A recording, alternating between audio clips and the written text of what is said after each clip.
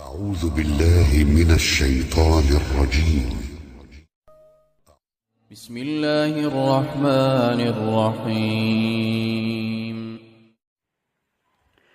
ألف لام را، تلك آيات الكتاب المبين. إنا أنزلناه قرآنا عربيا لعلكم تعقلون.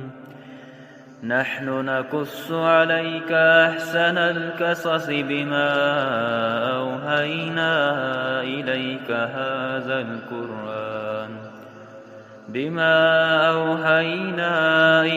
هذا القرآن وإن كنت من قبله لمن الغافلين.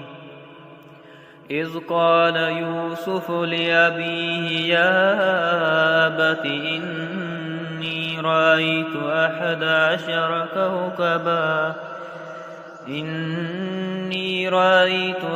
عشر كوكبا والشمس والقمر رأيتهم لي ساجدين. قال يا بني لا تقصص رؤياك على إخوتك فيكيدوا لك كيدا، إن الشيطان للإنسان عدو